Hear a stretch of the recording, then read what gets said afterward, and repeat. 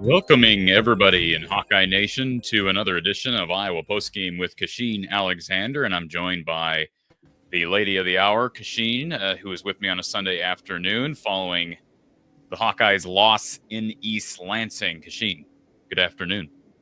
Hello. Those aren't Spartan green colors, are they? I can't tell what color the It's inside gray. is. It's gray. Okay, all right. I don't like green. Well, Hawkeye fans not liking the game green this afternoon, and for good reason. I have so much to say about what we just saw. I know there's a men's game going. We're going to have a smaller crowd. I acknowledge that. Hopefully people will go back and watch this later. We will be hitting the airwaves live for men's basketball coverage as well. The Hawkeyes leading by, I think, 20 over in Carver Hawkeye Arena over New Orleans with about 5 minutes to go in the first half. But as it relates to the Hawkeye women, this is a game in which Iowa led throughout most of the game, I'd say, Kachine. I haven't looked at it. We don't have an official NCAA box score yet. But I believe the Hawkeyes led by sub-lead throughout most of the game. They had the 9-point lead quickly evaporate after a pair of threes from Kyler Feuerbach that looked like that might push Iowa to an opportunity to get it up 10. Free throw was missed, I believe, by Sydney, if I'm not mistaken. That would have pushed it to a 10-point game. And who knows? Maybe she makes that free throw and the psychology of the entire game changes. But Michigan State goes on a run. You sent me a message during the second half in that fourth quarter that you thought Iowa looked exhausted down the stretch. Talk a little bit about how this thing came apart. This is another game, 2 of the last 3 now, that have kind of just crumbled late down the stretch. Yeah, see, hey, Corey, you said you have so much to say, so you start. Well, I was going to say something about, first of all, the BTN commentary was some of the worst commentary I've ever heard. And I know you don't pay attention to the commentating, and you probably don't care. And I don't mean to rip the poor people that are doing it. Was some of the worst commentary I've ever watched on Big Ten Network. It was horrible. Let me just say that very clear. I didn't think the officiating was good. The commentary was worse. All right, let me just say that right. Really disappointed in Big Ten. I don't even know who the commentators were, but that was some of the worst commentary I've ever heard on the Big Ten Network in all my years of watching broadcasts on that channel. I don't know how many times I have to sit and listen about Michigan State's fire and their zeal and their passion and the ice water in the veins of what's-her-face that made a few layups down the stretch. I'm like, give me a break. First of all, give me a break. Second off, that was not a change of possession down the stretch. Commentators, once again, don't have any idea what they're talking about. It's basically a shovel pass from, was it Lucy or Kylie? Not a change of possession. And even if it was a change in possession, you're not going to go back and alter the call. It was a clear recovery off the missed shot. Like, they're not going to change that. So I was disappointed in the Big Ten Network commentary, and maybe fans don't want to talk about that, but I was disappointed in that. I thought the officiating was weird at times. I thought there were way too many whistles in this game. It was an ugly first half, Kachine.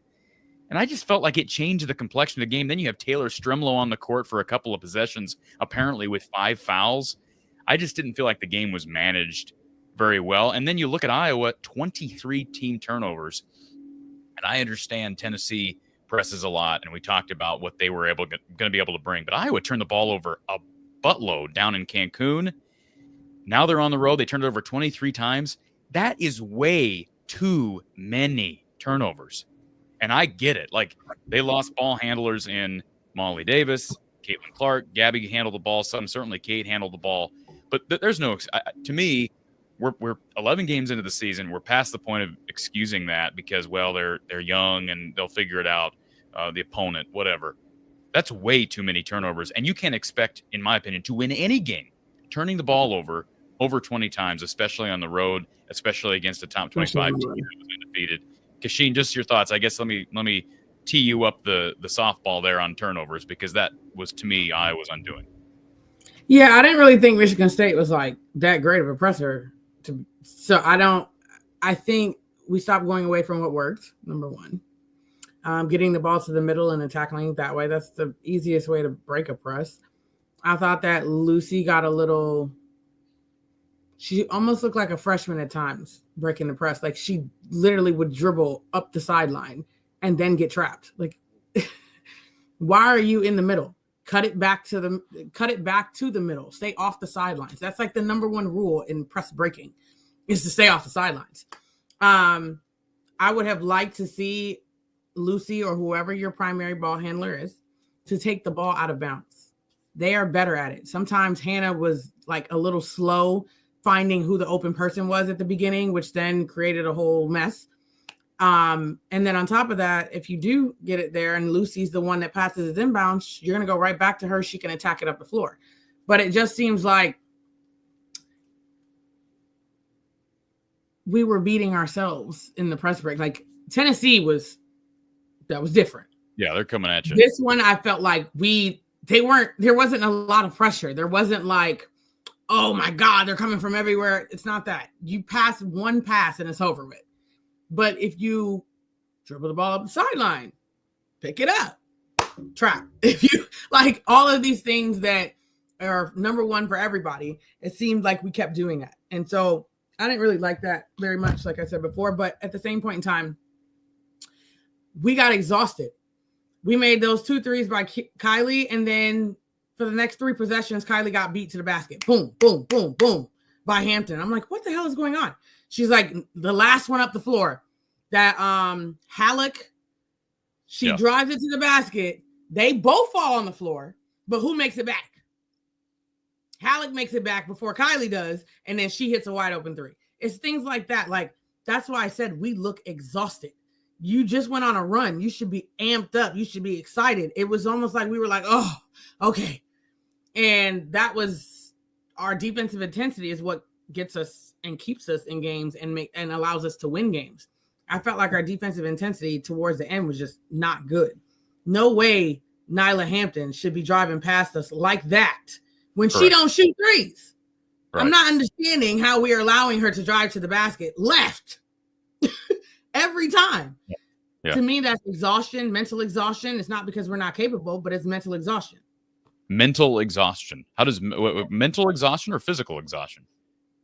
To me, it's mentally, because you cannot tell me that in your scouting report, it says get all in her stuff and let her drive right past you. It doesn't say that. So whenever you're losing sight of whatever the game plan is, it is mental exhaustion because you're tired. There's so many things going on. Your mind is not focused. You can be tired physically and still be mentally sharp. But if you're not, that's what happens. Kylie struggled after she hit those 2 threes. I don't know what happened. I don't know if she was tired. I don't know what was going on, but she hurt us for the next 4 or 5 possessions.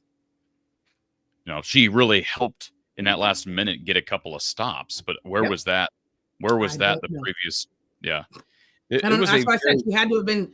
I don't know what happened, but we were really lazy the next couple of possessions. I don't know if we were like, oh, we're up now, we can relax a little bit. I'm not sure what we did, but you could definitely tell there was a difference in how we were approaching the game. Yeah, I'm looking to see here because from the point Iowa was up 9. Let me see if I can find where on the game tracker they were up 9. So with about 8 minutes to go, Iowa led 58-49. And Michigan State proceeded to rattle off, 19 points in the final 8 minutes. And obviously from if you break it up piece by piece, Iowa's defense was really good. I mean, having only given up 49 points with 8 minutes to go in the game. Mm-hmm. And I'll say this. I mean, Michigan State gave Iowa an opportunity in that last minute with just blatantly bad free throw shooting. Yeah. And they almost stole this game. I mean, that's not a bad shot from Lucy Olson on that final possession, that final try. I would have preferred for a fake handoff. Okay. Everybody knew it was going to Lucy. And Hannah's right in a situation where you've got Van Sluten on you. And on top of that, she was giving her one whole side. Like, I would have preferred just a fake handoff and go try to get a foul, try to get something towards the basket, make the refs make a call. They've been making it all day. So then you're settling for a mid-range jump shot that's contested. I'm like, those kinds of things frustrate me. But you're going to have a shot there at a 3, no matter what, if they make both free throws. The fact that they not only missed the first, but missed the second, now we can win at the free throw line or at the rim. I absolutely agree with you. With as much as the whistles were out there in fury today, go at the rim hard, take it up with Hannah. Hannah's shooting her free throws better. And I do appreciate the aggression from Sydney Afalter down the stretch, but I would much rather the ball in the hands of Anna Stolke down the stretch. Sydney Afalter was struggling the whole game. Yes, she was. Personally speaking, she probably shouldn't even have been in the game. But mind you, I don't even know if we had a choice because Stremlo was out, so whatever. I think at that point in time, you didn't really have a choice in the matter. I don't know who else I would have to think to see who was on the floor at that time. But, that's definitely not who I would have wanted to shoot the ball. What did you think of the officiating in this game? Did you think it was good? I mean, let me say this. They called it crappy for both sides. Well, in my opinion, I thought that they blew the whistle. Like, it was like, are we serious? But at the same point in time, they were doing it in both scenarios. So I was like, okay, whatever. At least they're consistent. Whatever. Even though it was consistently horrible, they were consistent. Because there was a lot of things that we got away with. There were a lot of things that Michigan State got away with.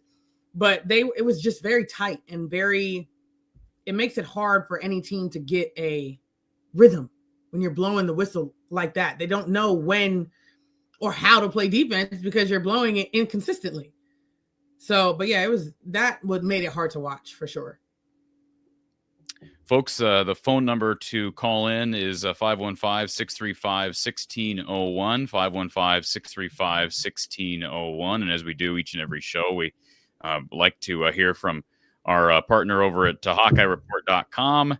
Kyle Houman is with us. And Kyle, you've been hearing our reaction to this last-second loss, the Hawkeye women losing in East Lansing 68-66. Anything from your perspective to add to this conversation as it relates to officiating or late game execution? Certainly the turnovers continue to be a storyline. Yeah, I think it's just kind of another disappointing loss in terms of, you talk about some of the stuff that you guys have already talked about, the things that went wrong with, 23 turnovers again. Just some of this, I mean, Lucy Olson shoots 4 of 17. Just some of those things that you guys have already talked about. And then you look at it and you say, wow, Iowa lost only by 2. Same thing with the Tennessee game. You look back at some of the stats and you say, wow, 30 turnovers and this and that. And then with 2 minutes left, Iowa was right there in that game. So it's just those things here and there that Iowa isn't even playing their top basketball. in these losses, and they're still close losses. It'd be different if the 23 turnovers today and Lucy not shooting well led to a 20-point loss. Then there'd be some more concerns. But the thing is, just if they could have cleaned up a couple of things here and there. I mean, they had the chance right there. If Lucy's shot goes another foot further and it goes into the hoop, they get out of it. Even with some of the things. My concern though, Kyle, is they're not cleaning up the turnovers. I mean, I know it's going to be a work in progress, but this has been a pattern now. I mean, we talked after that Tennessee game about how Tennessee presses you, and I don't have the stats in front of me from Cancun, but they turned the ball over a lot down there. They turned it over, I think, 20 plus against BYU, and you're right, they won by 20. So they get the potential if they clean it up, and I think there's reason to be concerned of, are they going to clean this up right now? Because they've got Aaliyah back, and we expected her to kind of take some of the pressure off Lucy as it relates to ball handling. And I don't know. It just seems like they're given the carbon copy for opponents to, even if it's not a great press, like Kachine said earlier, from what we saw from Sparty, it still caused Iowa problems. Yeah, I mean, I believe there is definitely some concern with the turnovers, but I think you can look as recently as last game against Iowa State. They turned it over just 9 times.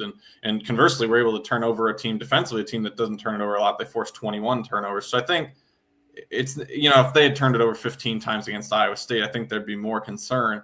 But I'm looking at it from the perspective of they did it the last game. Iowa State's a very good basketball team, and they only turned it over 9 times in that game. So it's not the fact that it's not there. They've shown that they could do it. I think there is concern if you run into more teams. I know Ohio State's going to press. I don't know who throughout the Big Ten presses a lot. I knew that Michigan State was going to. I know that Ohio State does going forward. But Iowa State didn't do it a ton. And Iowa did a very good job, only turned it over 9 times. So I think, they're going to have to continue to work on the press break because there are things that I don't necessarily agree with, which Kachine already hit on. I don't like Hannah Stolke bringing it up the floor at times. I know Addie O'Grady had her hands a couple of times.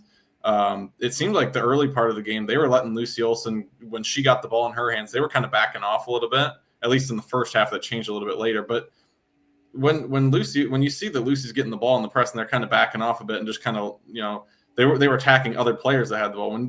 Then you got to get it to Lucy, and if they start to press, then you have to do it. But they were backing off, and I wasn't getting it to Lucy enough in the first half. I agree with what she was saying about having Lucy take the ball out. There's not many times where you like to have, a forward or a center taking the ball out. Generally, you want a guard inbounding the ball because those are your better passers.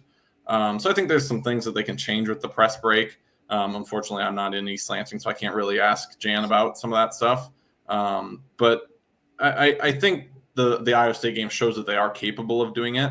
Of course, once you get into Big Ten play, there's going to be a lot of games where the team is as good as Michigan State or at a similar level or even better. So they're going to have to be consistent, because if you're inconsistent like they were from Iowa State to today, they're certainly going to have some struggles to win games, especially in Big Ten game play when everybody is a lot better. Kachine, I want to ask you, I was thinking about this during the game. 11 games into the season now. We've seen them against Big Ten competition. We've seen them against a couple of Big 12 teams. We've seen them play the ACC, the SEC. They've played patty cakes. Is it fair to say, and you can tell me if it's personnel or not, but is it fair to say that the identity of Iowa women's basketball has changed more than most people expected it to change, from Lisa to Jan? I mean, I know the defense really struggled down the stretch, but this was we didn't see many grounded out or grinded out type of games on the road or at home from Iowa. They're doing this on most nights now. They don't get in transition. I know you brought that up at the beginning of the season, that they don't really have the personnel to do that, with the exception maybe being Hannah Stolke, but people to get the ball up the court quickly. It's just like the defense is better than I would have expected it to be. The rebounding is worse than it had been, and yet they're still finding ways to win against most teams. They've got 2 losses against 2 teams in difficult environments.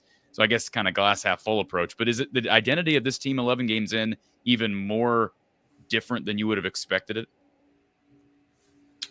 Yeah, I think anybody who says differently is probably lying. I don't think anybody expected the identity to be exactly what it is. I'm not saying that's a bad thing, but it definitely isn't what we expected it to be. Some of that is personnel. But I think the defensive aspect of it is not just personnel. I think that's just who Coach Jay is a little bit. So as far as the 3-point shooting and things like that, I think that's a little bit different than normal, but I also don't think that is something that's going to continue. I think that's a personnel thing because that's always been a thing. So I would say that I would chalk that up to being personnel, but everything else is definitely a little bit more different than I would have imagined. But also graduating the type of players that we graduated, having a new coach. Am I surprised that everything is grinded out? No, not really. I think that I'm more, when I say, I've said in the past about it being a good sign, that's kind of what I mean. Because at the end of the day, that takes a lot to be in grinding out games every night in and night out. Some of them you're going to win, some of them you're going to lose. But at the end of the day, what you want is come March, April, etc., that you've been in enough of those games where you can pull them out consistently. So my question is then, as this team evolves and as Jan evolves with this program over the next couple of years, personnel is going to change somewhat. And they bring in a couple of, athletes, I think next year that probably can run. I mean, I haven't watched a lot of Journey Houston, but from what I've seen from Addie Deal, she's probably somebody who's going to help you get out and transition a bit more than they have this year. But my question is, how much do we see this, the press, or I shouldn't say the press, how much do we see up-tempo increase as we move forward here?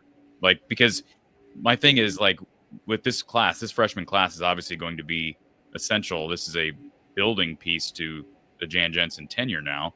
Do Taylor Strimlow and Aaliyah Guyton, two people who are ball handlers, Aaliyah more of the true point guard, are they going to be just changing as they get older to where they're now all of a sudden playing faster? I guess I don't think of a freshman coming in and not being able to play fast, and then all of a sudden they get older and now all of a sudden they play fast again. Well, you're missing summer workouts. That's going to be their biggest challenge this off season, because you have to think about it. Last year, we were so focused on offense, right? We weren't really focused on defense. We were always complaining about our defense. It takes energy. You have to be in shape to do that. So if you are now asking your team to focus on defense and do that, but then you're asking them to go get out and run as well, they have to be in hella shape to be able to do that. Okay. So that can be the transition. But if you're going to do both, then you're going to have to work really hard this summer. And again, I know Coach J was the coach in the summertime, but she still was trying to figure things out. With a season under your belt, all of the players are still going to be there in a sense. Now you're able to figure out what needs to happen in order for us to be and have the identity that we want for next year. So that's going to be the key this summer, is getting ourselves in that kind of shape of being able to run every possession. And you're pretty much giving them 40 minutes of hell. Let's call it what it is. Like, whoever you're playing is going to be 40 minutes of hell, because we are going to be running, and we're going to be in your shorts the whole night. I think that is what Coach J is going to try to accomplish, or at least that's what I feel like she should. But you got to be able to be in shape to do that. So you think that if Coach J, I know a big part of her career and her history as a coach has been with Lisa, if she, do you feel like she's been heavily influenced by Lisa as it relates to her coaching style? When she was at Drake, was that a team that ran a lot? I'm assuming it was. How long ago that was? Like 20-something years ago. I don't know what they did back then. I guess the game has changed too, as far as how far back that was. But I do think that they are going to run. It may not be to the extent. Again, Caitlin Clark is still Caitlin Clark. So I do think that we're going to run more. I don't think it's ever going to be what it was. Okay. Kyle, I want to ask you specifically about Aaliyah Guyton, because she, I don't even know, did she get a shot off today? Maybe she got one off. No, nothing. She had 0 shots. 0 shots. Yeah. She's obviously been, she's not assertive yet, but for fans that watch her and they're like, she's obviously been really good from 3, really consistent. Would you feel like she's 90%, 85%? What indicators have you been given from Jan as it relates to where she's at? Because she just joined the team in game action, 2 weeks ago? Yeah. And now we are kind of calling on her for some of these ball handling duties for a team that's struggling to protect the ball right now. Yeah, I think the first thing that some people maybe haven't caught on fully with is that when you come back from ACL injury, yeah, you get the full go to practice, the full go to playing games. That doesn't mean you're 100%. It means you're 100% back from the surgery and you're able to play. But you haven't really been running. You haven't been going up and down the court. You haven't been playing games against another defense for 11 months. And for Aaliyah, the last time she was playing was against high school teams. So she may be 100% health wise, but she's not 100% back to where she was in terms of the fitness level, the playing things that you have to do in games. She's not 100% there. So it's going to take her some time to get adjusted to things. And I think we've seen times where she's played really well. And you've seen sometimes, one of her first couple of games, she had a few turnovers here and there. So I think there's a difference between being 100% healthy and being 100% ready to contribute and 100% ready to contribute at a college level at Iowa. And what Jan has kind of mentioned is that the same thing. She's not going to come in that first game back, play 20 minutes, and then, in a week or two be playing 25 minutes if they needed her to do that. They can't, because she's just not ready to be at that point. So they're kind of limiting her load. 7 minutes today, I think you'd probably like to get her a few more. But it's going to take her some time because you don't want to re-injure anything. You don't want to, although she is 100%, you still have to limit her load because she's not going to be ready to go play 20 minutes a game. So, today there were a couple of times that I thought maybe she could have let a shot go. Some of that's, maybe some of that is just being a freshman and not wanting to force something. We've seen that from Taylor Stremmel. At times I feel like she's someone's been able to take shots in a couple areas and hasn't. But I think Aaliyah Guyton's minutes are going to have to go up as the season goes on. But the indication that I've got from Jan is that it's more just limiting her minutes and limiting her load through the first couple of games here that she's playing. I do know that what game was it? She played a reasonable amount against was it BYU that she played bigger minutes? I do know that the day back from Cancun, Aaliyah did not practice because they let her have a day off to kind of give her some time to recover from playing a larger load of minutes. So that's a sign that she is not 100% ready to be in the full off the bench role of playing minutes, practicing every day, things like that. And that's just what happens when you're out for 11 months with an ACL injury. I'm sure Kylie Feuerbach had the same thing when she was coming back. And really, we saw Kylie take almost a full season to get back to where she was really comfortable doing things.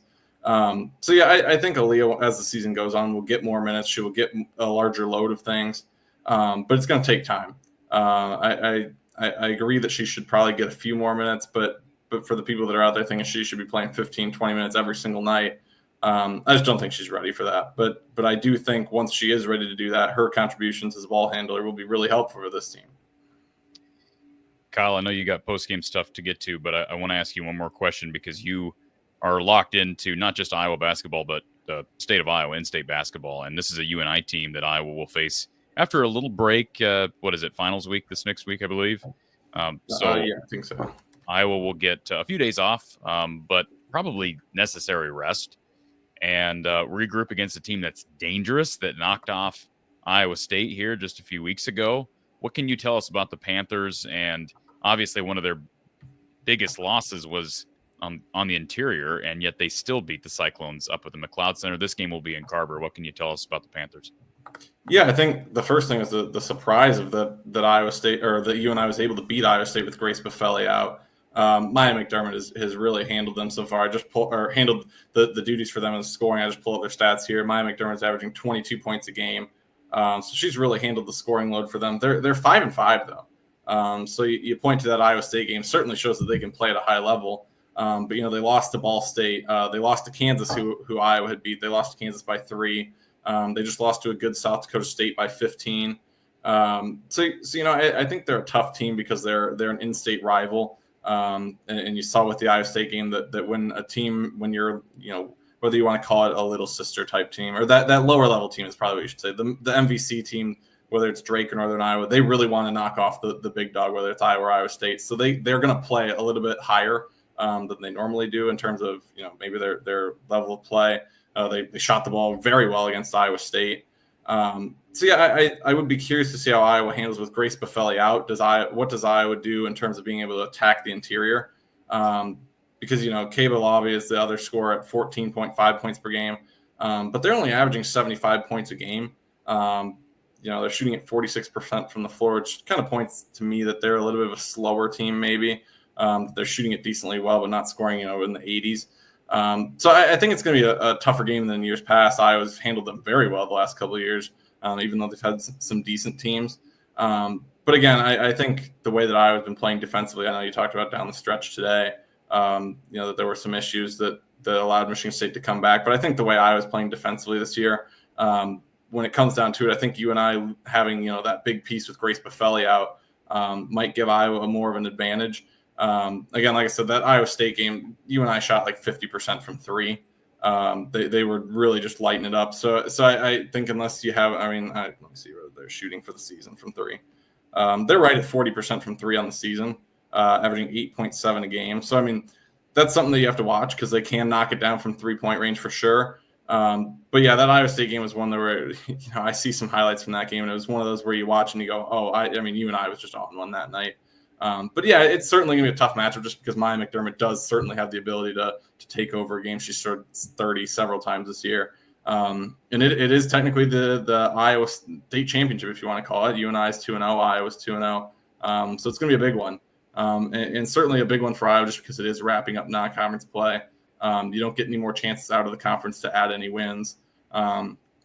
So it'll be one. I believe it's the last one right before you go to Christmas break. So you definitely want to go into the break with some momentum before you come back for the rest of Big Ten play. But yeah, I think it'll be a big game, a good game. Luckily, Iowa gets it home. I think this would be a little bit tougher if this was up there at the McLeod Center because I know that's where it was for the Iowa State game. So I think having it at home in front of what should be a pretty big crowd will help. But certainly it's going to be a pretty tough game. Yeah, they need that home. I feel like they need a home game, and then if some days off, and they'll get that with the break and with finals week. Kyle Houman, HawkeyeReport.com. Follow him over on the good old X at Houman Kyle, and he and team over at HawkeyeReport.com covering you for all the Hawkeye sports out there. Kyle, appreciate you being here, sir. We'll talk to you hopefully after a bounce back win over the Panthers on Friday. Yep, thank you. Thank you, sir. Good stuff. Check it out, HawkeyeReport.com, and postgame coverage over there. There's a super chat here from Erica. Hayden should have been used more in this game. Addie did not look great, in my opinion. Hayden has a lot more energy. I agree that Addison O'Grady did not look great. What happened with her tonight? And it does seem like her performance, I know she had to guard Audie Crooks the other night, and that makes a difference, but it seems like she's gotten to a little bit of a rut, and I think you kind of prophesied that in a sense because of how teams were playing her early, and you kind of forewarned Hawkeye fans to not come to expect that because she's limited when you don't front her, and teams are not doing that. Pretty much. I think, honestly speaking, I think her confidence took a hit with Audie Crooks. Okay. No. That's my thought process on it. Well, she was in foul trouble tonight and didn't do anything offensively. What did she do offensively? 4 points. 4 points on 3 attempts. This is someone who had like 20 in the first quarter or something like that against Drake on the road. So their only other road game, she had like 30 points in the game. So, and then John wants to know about inbounding. What was going on with inbounding, in particular on the baseline under the basket? Felt like we were making them harder than they needed to be. Yep. Definitely harder than it needs to be. I don't know why Hannah wasn't running the baseline. I don't know why she was just standing put. I don't know why she was even inbounding it to begin with, especially on a dead ball scenario. Yep. All right, let's go There's some adjustments that need to be made. Let's go to our next caller. We've got Spencer here with us. Spencer, welcome. Corey and the legend Cash Money, how you doing? Good, how are you? Good. Just a scrappy game that we should have won, especially when it comes to March with the pairings. And just not a good day for the Hawks. Like I said, it's a good win the other night to beat Iowa State, but there's also some level of concern saying that they've lost 2 of the last 3 in very similar fashion. They were up with 2 minutes to go against Tennessee, and they were up 9 in the fourth quarter today. Yeah, just got absolutely gassed on the defensive side of the ball. Got absolutely gassed. Yeah. Just a few things, just an area of concern. One, these low-scoring quarters. Like, when was the last time they've only scored 12 points in a quarter? Well, you're talking about the first quarter, yeah. Well, how many points did they have in the? Let me pull the official numbers up here. I mean, they only had 14 in the fourth, Spencer. So yeah, I mean, my start point. start slow, end slow. I guess that was the name of the game today offensively. And the problem is, here's the difference, Spencer. As you know, defense was good in the first quarter. Defense was not good much in the fourth. So not to oversimplify it, but hey, we did see. Hey, we didn't bring this up earlier, Kachine. We did see Taylor McCabe kind of get a bit of a bounce back game. She made a couple of threes, which for a shooter, she needed to see a couple of go in. Is that fair? Yep.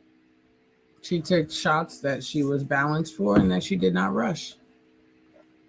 So that's positive. But no, you're absolutely right, Spencer. But I do think a lot of this is, I go back to style of play. You're going to probably have quarters like that here and there. But you're also going to have quarters like what Iowa did to Drake in the second quarter, what they did to Kansas in the first quarter, what they did to Virginia Tech, what was that, in the third? Yeah. Where you limit your opponents to 10 or less. And if you can do that, I mean, that's almost signing your own death, signing off on your own death when you're an opponent if you can't score 10 points in a quarter against this Iowa team. So, No. And anyways. the turnovers are becoming a huge problem. I mean, we're 11 games in and still getting 23 turnovers today, was it? 23 tonight, yep. And by the way, did you saw, I'm sure you saw this, Kachine. You saw that Tennessee forced like 40-some turnovers yesterday? Was that yesterday or the day before against whoever they played? They put up 139 points, set a record for 3-point shots made, and they forced like 42 turnovers. 42 turnovers? How do you turn the ball over 42 times? That's crazy. Anything else, Spencer? We just can't find a way to break the press. Just tired of the excuses. Oh, they're a young team. We're 11 games in. But they need help. And another thing, back to what I think I brought this up another time. I talked to Cash Money. Like in a game like that, we had a true point guard in Caitlin. Someone to take over the game like her because she was a true point guard. Yep. That's still an area of concern is who's going to step up and take over her. Because when that happened with Caitlin, she knew when to step up and drive to the basket and start drawing the fouls. And draw the foul. Yeah, and I think there's still a question, is Lucy the best option down the stretch? Or we've already kind of debated that here today. I mean, I don't know. I like the ball in her hands over most players, but at the same time, in a game like this, I think you got to give it to Hannah. Whereas in basically every game, you're wanting Caitlin Clark to take that last shot. So Lucy's yet to prove that she's going to make that shot, and she was close tonight. I thought that shot was going in, Kachine. I know it wasn't maybe the best look, but it was a good look for her. She's really good in the mid-range, as we all know. So, and just one more area of concern too, because I said it earlier in the season when people were like, "Oh, just relax, it'll be fine."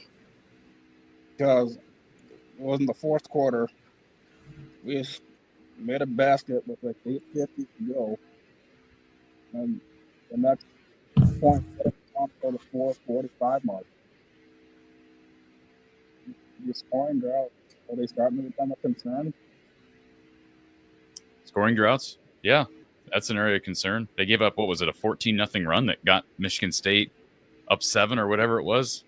Or maybe that was was it a 16? Maybe it was like an 18-2 run.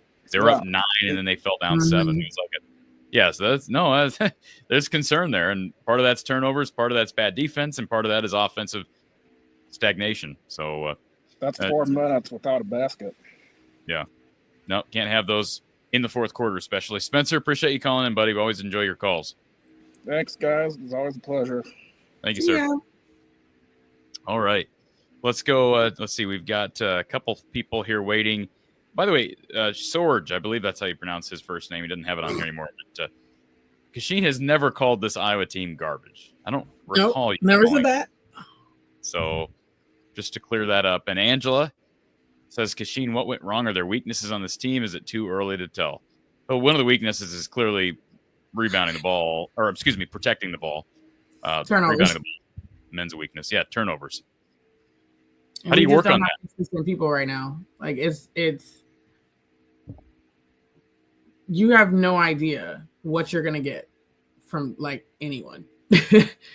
Like Lucy, yes, we know that she's gonna give us points, but how many shots is it gonna take her to get to it?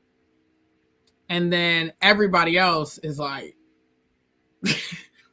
oh, Kylie's on today. Oh, there we go. It's Sydney. Like it's very, as a coach, that's got to be frustrating. But at the same point in time, you don't have consistent players who are showing up day in, day out scenario, which can be very hard to kind of go with. But that's definitely a weakness. I feel like Hannah should be our glue because when she plays with intensity, it changes our team. I'm not sure if she knows that, but like, when she plays with intensity, it changes how we are. Yeah. And we got tired. I'm sorry. We were exhausted. I don't know what happened, why, but there's not many times this season where I'm like, oh my God. But we were exhausted. All right, let's go to our phone line. Thank you for calling Iowa Postgame with Kachine Alexander. Who's on the line? Hi, this is Annie from New York City. Hey, Annie. How are How you? you guys doing? We're good. Good to hear from you. Good. Yeah, I'm sorry. No, it's good to hear your voice. Yeah, it was a tough loss today. I think they still had their chances to win.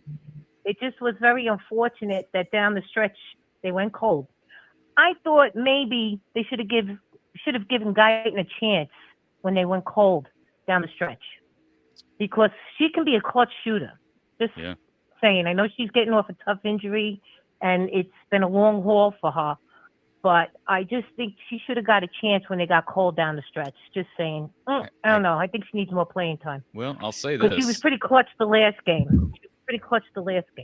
Yeah, and I'll say this. I go back to my comment earlier about how Jan is running this ship right now.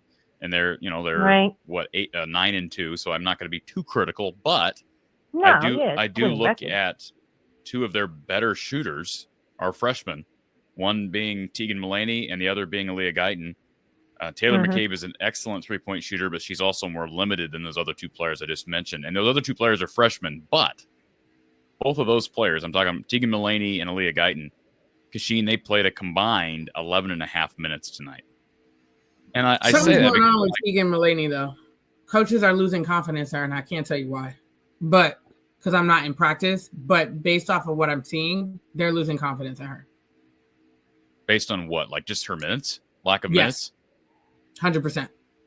And I don't know why, because I'm not in practice. But considering what she was playing at the beginning of the season and considering what she's doing now, usually that means the coaches are losing confidence in something. Whatever that may be. She can't defend. She can't stay in front of people right now. There's always that. And a lot of freshmen struggle to defend early, right? That's Coach Close has talked Yes, that's true. a ton, right? It's tough for freshmen. Unless you were like that in high school. Like if you was a defensive player in high school, then you usually can work with that. But if you were kind of all offense in high school and defense was like a second or third thought, then you're going to struggle.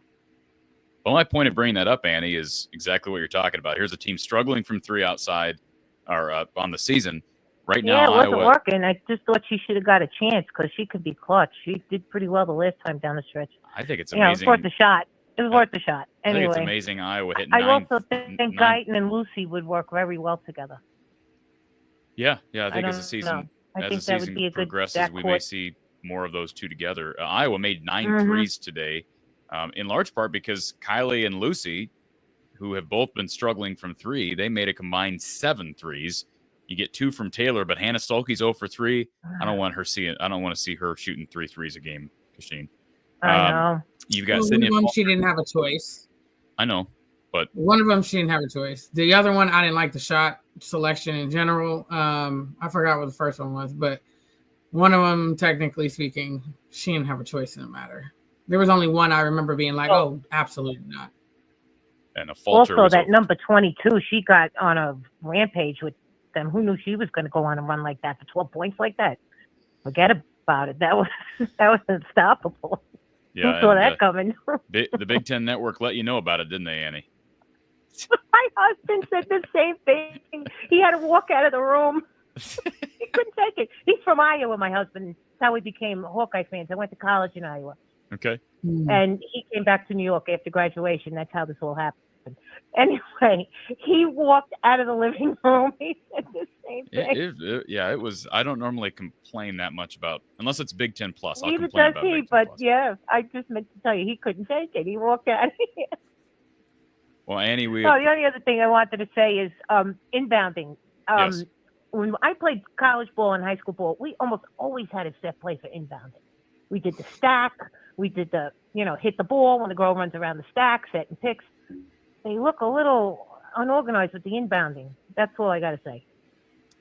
Well, anyway, our coach always had us doing inbounding plays. Oh, man, we didn't just help skelter. We had to make a stack. They hit the ball. You cut around the, around the picks. They just need to work on that. But anyway, listen, enjoy your holiday season. It's always great to see you guys, and let's go Hawks. Appreciate that, Annie. Yeah, Let's go Hawks, absolutely. Can I just say this? This men's team and the women's team are like the polar opposites. Let me look at.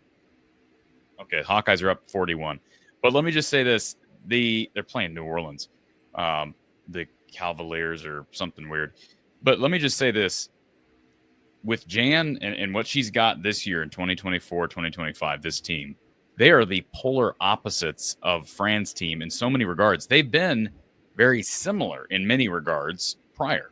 Struggled to rebound, struggled to defend, run and gun, didn't turn the ball over much. And now with Jan, they turn the ball over like crazy. The men never turn the ball over. They out-rebound everybody. Iowa was actually +9 on the glass. They're winning that battle every night, Kachine. The women are. I don't know how, but they're winning it every night. +9. The men are losing it every night, usually by double figures against power competition. And the men are running and gunning, and the women are not. So I know there's some linkage to style of play and number of points you give up and, how much gas you have for defense. But I just thought I'd throw that out there. I just think the identity has shifted a lot more than I expected. And even with the new personnel. Let's go to James, who's been on hold. James, welcome. First off, I was going to say the same thing kind of as the inbounds. I know it gets annoying, but I agree with and I did message you this. I don't know if you've seen it, Corey, and it was funny because right after I messaged you this, it happened where I seen where the big would go to the middle and they gave her the ball and then they cleared out because she passed it to a guard and they cleared out. I said, why don't they do that? And the minute I said that, they did with Hayden. She flashed to the middle. They passed it to her and then they just cleared out and she gave it to a guard and it was one-on-one with the guard the rest of the way. The minute I said that, they pretty much did it. And I was like, why haven't you done that if you see it every time open? They literally would just stand on the side and Hannah would just throw it in. And no, she wouldn't even move. Hannah wouldn't move. She would just stand in the same spot. While she can move baseline if you make it, right? Right? You can move baseline if you make it, right? And women's too, right? Mm-hmm. She would just stand there, try to pass it to the corners while the two girls are just standing in the corners. I'm like, why are you guys standing in the corners? They're running a run and jump. They want you to turn your back so they can press you. But they were just standing there. She was trying to throw it over them while they were standing there. And it was just frustrating me. One of the most frustrating moments of this game for me, Cash, was Iowa trying to do the old pass out of bounds on a spot inbounds. That was just stupid. That's I don't know if I say it again. The whole pass back and the whole pass out of bounds along the baseline. When I was trying to do the old on the inbounds, where you're trying to throw the ball to another player out of bounds, and you can't do that. It was a spot out of bounds. Like that. I don't know if you blame coaching, but that was a big gaffe. That's a big, just completely unforced, and like not knowing the rule or not realizing the situation. Yeah, well, technically speaking, that's a coaching error because a coach is the one that calls it. You think she called that from the side? I'm 100%. That's not something that is just run. Everybody has to be on the same page to run it. So a coach has to call that play. That's a play. And I know because sure. when I played. You see the men run it all the time too. Fran will usually throw it in twice a year on the baseline where he'll throw it to the guy and then the other guy will go deep or whatever or run in down and catch it. But it was frustrating way to lose, like the way you lost. And I agree with you. I don't understand some of the like defense, like you said, the 22, whatever her name was. Like the one time Tyler just let her drive right by and nobody slid over. And it's the same thing I said about Owen Mm-hmm. Freeman with Washington State. And Corey can say this. The one time I think it was the Calmees guy where he just drove right by and Owen didn't slide over and just let him get the layup.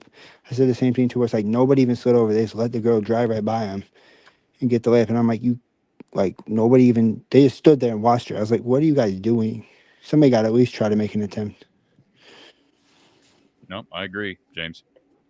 But no, it's frustrating, but I still don't know what to think about the rotations too, like you said, and I agree with you on the Mulaney thing. Every time I watch the games I can watch, she hasn't played as much, and I'm like, maybe they're losing more confidence in her, but they're playing Stremo more, and I know Stremo didn't score as much, but she does give you that grit sometimes in that play where she got the ball and threw it to Lucy for the buzzer beater at half was a big play too, where Taylor seems to find her ways in those sometimes too, where she might not score sometimes, but she always is gritty, where she'll do the little things that need to be done. She's not afraid to dive on the floor and make those plays sometimes. And sometimes you need that, even if you can't score, you need the scoring. But Great, phenomenal play at the end of the first half. Cash, you mentioned it, but the I hustle did. play that created the last second shot from Lucy, and then also that look ahead pass that I called Luka yeah, Doncic the look ahead to Tegan. yeah, Ironically yeah, enough, Tegan got out and ran. yeah, So for sure. more of that, but she also makes bad like that last turnover. Yeah, she does. She does. But that's part of being a freshman too. But you don't see a lot of freshmen like this diving on the floor trying to make as much aggressive play sometimes as I feel like you do with Blocked her as shot. well. Yeah, Lucy Olsen gets the block shot. Stremlo grabs the rebound, and then she just turns the yeah, ball over. no, yeah. For sure, those are growing pains, obviously, but you don't expect it from like a Lucy Olsen. Like from a Taylor Stremo, you can take one or two and be like, okay, she's a freshman, she's still trying to learn, right? She should know better, but she's still trying to learn. Lucy Olsen, I don't understand why you're turning your back, why you're turning your back right away when you It's know they're running a run and jump. 7 turnovers for Lucy tonight, so I can Lucy agree to that. Olsen's not a great passer Yeah, She's not a I great know, but in general. Like yeah, her decision making is not the greatest. There's been times where she'll drive. There's like two people there. There was one specifically. She ended up getting fouled, but Kylie Fierbach was sitting literally right in the corner. Pass it to her, like drive and kick. But sometimes she gets so, and maybe that's a Villanova thing too, in the sense of they relied so heavily on her that she was just, her mind is made up. But there's been a lot of times that I've seen open players that it's one pass away. It's not like it's got to be a crazy pass or anything, but that she just doesn't see. She's not looking. no, yeah, for sure. And I also feel like that happens sometimes in the post too, where you'll see them give the ball to like an Addy or a hand in the double, and somebody will be open and they just try to shoot the ball. And it's like does get annoying sometimes too. It's like sometimes you swing it, you can always get the ball back, right? Like as a post, if you post up a good again, you can always get the ball back, right? And just reset the defense where if they're doubling you, you can get the ball. Maybe you have a wide open three, a kick out three option. Or Yep. if you don't, you swing the ball and you can get the ball back as well. You don't have to shoot it just because you touch it, especially when they're sliding over on a double. And I noticed a lot of that too, where they would slide over on double hand and would just try to shoot it, and then she'd miss. Luckily, a lot of times she got the foul call, but Yeah. like you can't do that. Sometimes you got to kick it out. Maybe you get a wide open three, like I said, or you just reset the offense and you get the ball back if you get a good look. I agree. Well, But James, appreciate you calling in, sir, and yeah, you going to call in here in a little bit with the men? I'm watching this game a little bit. They're running away with it, making it look way too easy. So I kind of tuned out a little bit just because it's been a little bit like it's not really that close, obviously. But by the way, you said the Cavaliers are the privateers, just so you know. But I don't know what that's supposed to mean. But I got that for you. So Thank you. Appreciate that. yeah. Correct. All right. Enjoy your night. Thanks, James. Appreciate it. All right. Greg says 100% on the BTN commentating. It was bad. All right, let's go to our next caller. We got Erica. Erica. Hi. How's it Hi. going? Good. How are you, Erica? Good. I don't think I've called into a women's basketball show before, so hopefully I Well, don't get anyone too upset. Welcome to the circus. Appreciate Yeah, you being thank here. you. Thank you. I guess negativity's not allowed or something. Some people in the chat are having Not in issues. women's basketball, Erica. Apparently it's- not. We're supposed to be there's- Not in complimentary. football either. I Apparently just not in always football find either. I always find it hilarious, Erica. There's always people, and then sometimes they go after me, they'll go after Kachine, they'll even go after Don Yeah. because Hilarious. they insist that we come on here and just be cheerleaders. And I laugh at that notion because that's not the purpose of this show, and it never will be. I'm never going to be a cheerleader. Oh God, I'm sorry. I don't mean to be disrespectful, but it's just Like, what are we going to do? Come on here all the time and just like rainbows and butterflies? That's not how it works. Okay. The team has to earn that. And that being said, I wasn't going to originally say all this about, being too negative, whatever. But anyway, that's not what I call, but I had to say it because some people here, I think, are just spoiled from when we had Caitlin Clark. We're used to having a very, very good team with one of the best women's basketball players ever. And now people always expect that we're going to always be this, But the bottom line, Erica, as you know, is there are some Iowa fans that don't want anybody to ever say anything negative about their team. Like I know, and it's amazing to me. It's amazing to me how this carryovers from football to women's basketball now, because we had a generational player. And I understand there's a fall off, and the rest of the fan base needs to understand that. I'm not saying we're going to suck because we don't have Caitlin, because that's not true either. Right. But that being said, there's going to be some fall off, especially when you graduate so many good seniors. That's just what it is. Yeah. And the crazy part about all of that is that what do you guys think coaches do? Like, coaches are there to analyze their players. That's what we're doing. We're just analyzing it on a podcast. Like, there's and they're doing that in their meetings. Someone in the chat said something to the effect of that I apparently know everything or something. I don't remember having said that, but whoever that was, I don't remember at the moment. You just go off, you do you, whatever. That being said, the real things I call to talk about, besides the fact that this fan base, or some people in this fan base, I'm not going to generalize and say everybody, some people in this fan base are spoiled as heck. I already sent in the super chat about Hayden. I think she should be getting more minutes. She's not, to my knowledge, she's not been injured. It's not like Aaliyah where she is coming back from injury. So that's why Guyton's not getting more minutes. And I understand that, even though I'd love to see more from her because I think she's solid. Addison was playing really well early in the season, Erica. So there may just be I know. But I think that's also kind of like, we need to look at this situationally. And she was doing great earlier in the season against teams that aren't as talented. But that being said, today she just didn't have it. And that's not a knock on her, but you're not going to be rock solid every single game. That's just not realistic unless maybe you're Caitlin Clark. That's the only time. So I think Hayden needs to be in there more. I think she is a lot more aggressive than Addie. Addie is good, but she's not aggressive enough to fight a team like Michigan State, how they were playing today. Another point I wanted to ask about or talk about was, Jan has made the comment in her pressers that she's trying to figure out what combination of players work, right? Like what lineup works best. I think that's becoming a liability.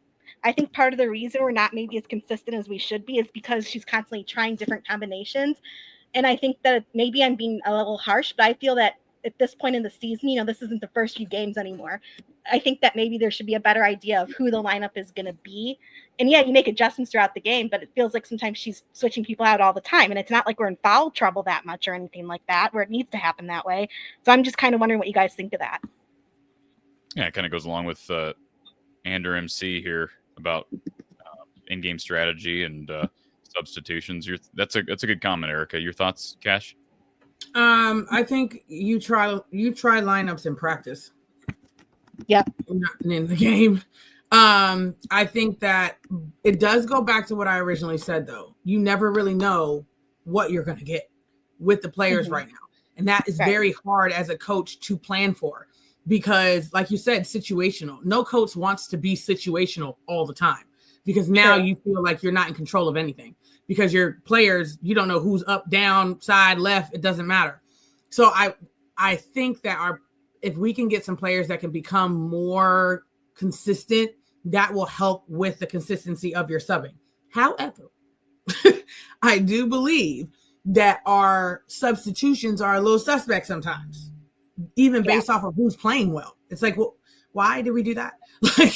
I understand, Sid is Sid. She had a great game last game. Right off the bat, Sid is not, it's not happening, right? Okay, cool. Let's try somebody else. So I think the way we are, you almost have to be like that because of the inconsistencies and the freshmen that we play. You never really know what you're going to get. But I feel like if you keep trying different people every 5 minutes, that hurts consistency. There is no consistency if you're constantly trying different people. Well, consistency starts in practice, not in the game.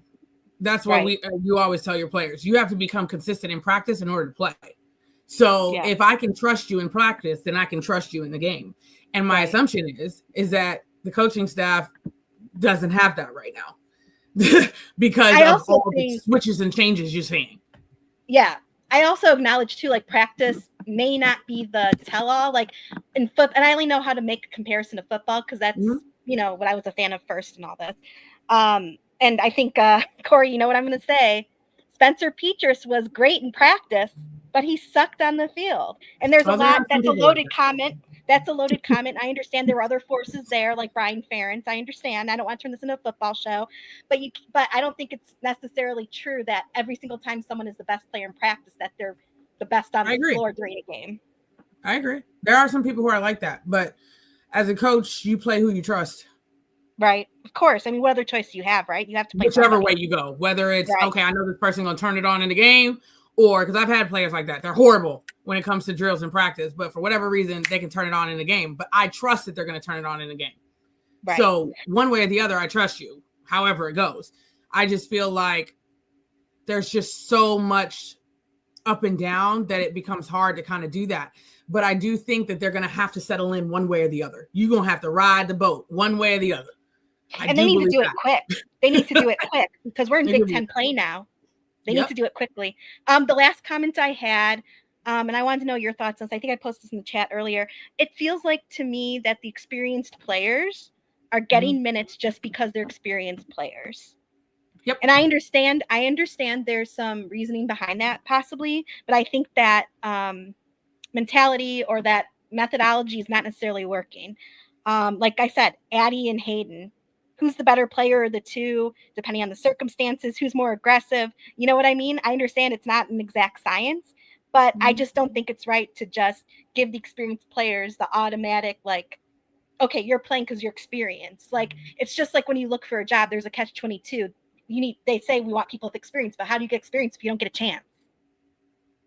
I feel everybody deserves to earn their spot, whatever that may be. I've never been the one that's like, oh, just because you're this, you got to earn everything with me. So, but Jan has said that in pressers too, like, oh, well, they played South Carolina, so that's why I put them in. I love Jan to death. Don't get me wrong. I'm a huge Jan Jensen fan. I love her, but I don't agree with that thought process. So, like you said, you need to earn it, right? I mean, yep. So just because you played against South Carolina doesn't mean that you're going to match up good with Michigan State or with Iowa State or with whoever it is. So I don't know. I kind of noticed that that's something that's happening, and I just kind of don't like that. Well, Erica, appreciate you calling it always. Sure. Well, you're welcome, and I hope I wasn't too negative. I hope I didn't ruffle any feathers, because we're not allowed to criticize. You're always homers all the time. We love you for that. The football team got Hank Brown. Erica, you want to chime in real quick on that? On Hank Brown? You know what? Yeah. I haven't watched anything he's done. Like, I haven't watched him, his tape or whatever, his film. But I think, you know what? I think it's a positive because he's got, if I remember correctly, 3 years of eligibility left. Yes. So that means that Tim Lester can mold him the way he needs. And obviously Tim Lester wouldn't have taken him in if he'd have confidence that he would be able to do so. I would hope so. Yeah. I'm hoping it's a good acquisition. I do want to see, and I've heard that they're going to get another quarterback. I don't know who. I do want to see that they get a quarterback who could really compete with Sully. I want to see that. So hopefully they get somebody who's a bit more experienced and who is a bit maybe of a better player, who's more developed already. Obviously they're going to have to develop in the sense of they're going to have to learn what Tim Lester wants to do on offense and that type of thing. But hopefully it's somebody who's, won big games, has a lot of experience, and who's solid enough that Tim can teach him the system quickly and he could, compete with Sully. That's my thought on it. Erica, Linda says you're doom and gloom. Oh, I'm so sorry, Linda. Did I hurt your feelings? Listen, everybody's got a right to their opinion, so don't.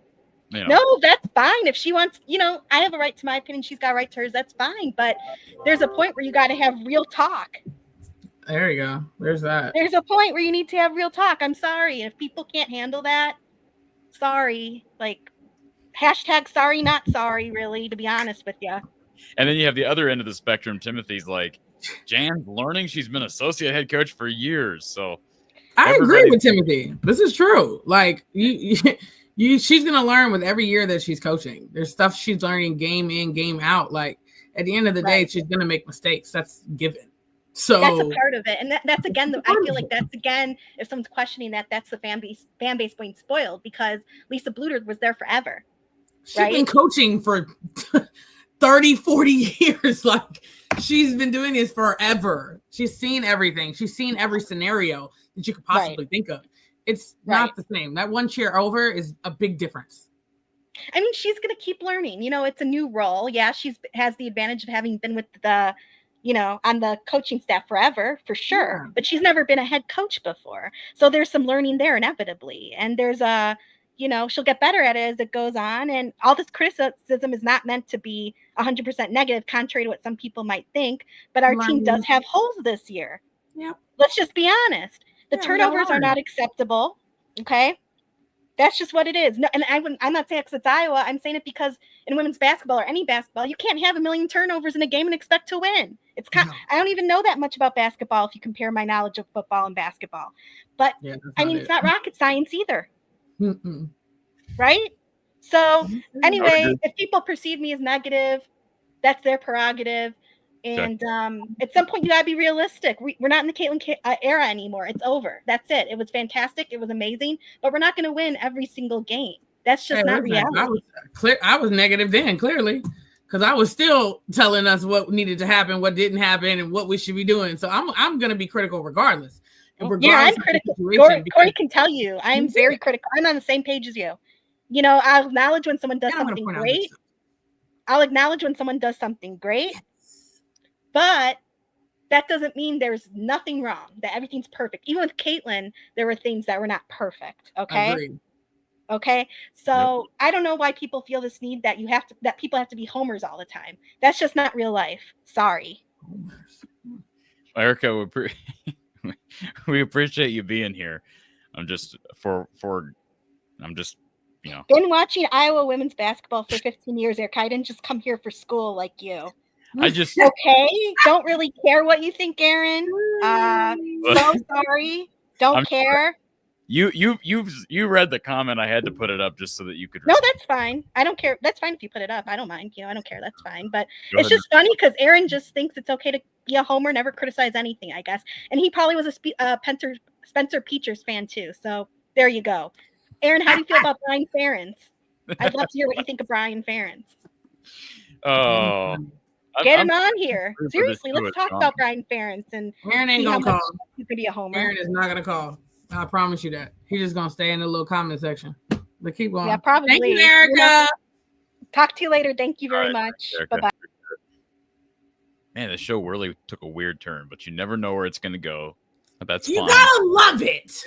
As long as people aren't getting, I did block a comment earlier. As long as people aren't getting vulgar. That's the same person.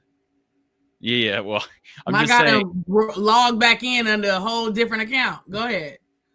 So as long as people aren't going to be overly rude, personal, or like you can be critical of Kachine, you can be critical of me. I'm not going to block you. But if you start getting like, I had somebody that just messaged me here a few minutes ago, just totally out there in the open and I'm not going to read the comment verbatim, but this was sent on Twitter that said, I turned your show off because you had Kyle on. And my response to that is, okay, well, if you don't like the show enough to deal with 10 minutes of somebody you don't like, then I don't know what to tell you. And why do you feel the need to tell me that you logged off? I don't care. Like, that's your prerogative. I can't tell. I'm not going to sit here. Right. He logged off. What am I going to do? Like, great. I hope you enjoy the show. But if you are not patient enough, if you're not patient enough to deal with 10 minutes of listening to somebody that you don't agree with or you don't like, then I guess it's not worth your time to log on at all. I'd love for you to be here, but I'm also not going to, I'm so sorry. I'll try to do better. I'll make these changes so that you enjoy it. I mean, because you got people that are critical of me and say I shouldn't be here and critical of Kachine. And anyways, I love it. I love the back and forth, but it's hilarious. In the chat and in the DMs and all that. So, you got any callers? No callers. We're done. Kachine, I'm done. Let's wrap this thing up. The men are wrapping their win up as well, so we're gonna have to hop on the post-game show for that one. So the Michigan State women defeating Iowa 68-66, unfortunately, in East Lansing, and the women will be back in action on Friday as they take on the in-state rival Panthers of Northern Iowa. Kachine, always a pleasure. Enjoy the rest of your Sunday and your weekend, and we'll talk to you after a break. Of course. Have a great night, folks. Enjoy men's hoops, and I'll talk with you here in just a few minutes.